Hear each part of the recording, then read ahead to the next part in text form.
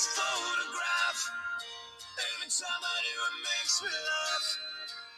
Oh, hey guys, sorry about that. I was just listening to some music to get me pumped up for day 2 of getting organized with Google. Today, we're going to organize your photos.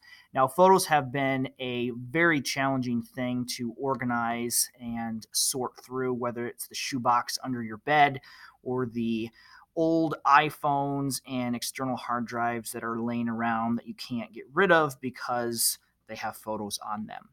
After many years of searching, I believe that I have found the ultimate solution for organizing photos, and it's Google Photos. It is unbelievable, so helpful. You can use Google Photos in 2 ways.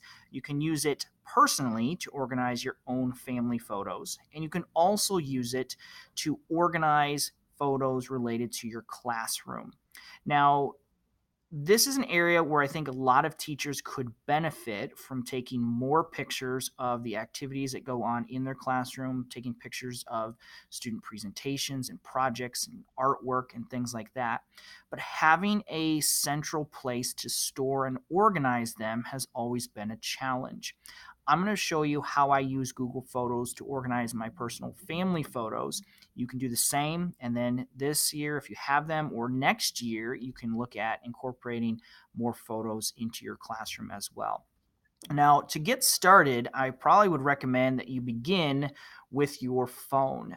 You really need to install the Google Photo app for your iPhone or Android device. This will begin taking the photos that you take and uploading them to your Google account. Now, it is important that you only upload your personal photos to a personal Gmail, Google account, and your school photos, upload those to your school Google account. You can use it for both, but you certainly don't want to be pushing your personal photos into your district's G Suite for Education account. And you'll see you'll sign into that account when you open up the app. One of the great things about the Google Photos app for your phone is that if you find yourself running low on storage space, there is a feature in the app on your phone that says free up space, and it will go in and delete photos from your phone that have been already safely uploaded and saved to your Google Drive account. I do this all the time for my wife when her iPhone fills up and she can't send me text messages anymore. Now, I'm going to go ahead and show you my Google Photo account on my computer here so you can see how it's set up, and we'll make a couple of changes. The first thing I would recommend doing is going to the menu, the hamburger on the left side, and going all the way down to the bottom where it says Settings. You are going to need to make a decision about the resolution of the photos that you're saving. By default, Google will save them in what they call high quality mode. Now, I did some research, and that is, I believe, 16 megapixels in size. If you have a iPhone 10 or even the iPhone 8, Google Pixel phone, none of those devices take photos at a higher resolution than 16 megapixels. So there's absolutely no reason that you shouldn't just click this high quality button and get free unlimited storage. The only exception would be is if you're like a professional photographer and you have a fancy SLR camera that you're taking photos of. In that case, you might want to choose original, but the vast majority of you will be just fine with high quality. On this same page is a feature that I find just incredibly helpful. This has been one of the biggest issues in taking photos. So I take photos, my wife takes photos, but there was never a really good way for us to merge our photo libraries together. She had iPhoto and I had iPhoto, but again, they were separate. Google Photos now allows you to automatically share all of your photos with a spouse or someone that you select. So every time I take a photo, is available for my wife to see and access, and then same with her. They're not automatically added to the library. They kind of like go into their own separate album, and if she wants them, then she can pull them in. But this is so much better than me having to go in and add all my photos to an album in order for her to see them. It just happens automatically. Now, in the classroom, if you are, especially like the elementary level, you're taking grade level photos, you want to share those with your grade level colleagues, you could automatically set this up so that everybody on the third grade team can see all the photos that you're taking in all of your classes. That's really the only two things I wanted to show you here in the settings page. I'm going to go back to the home screen. The brilliance of Google Photos is that it automatically organizes my pictures for me. I don't have to do it. I don't have to tag these, put them in albums. I literally don't have to do a thing.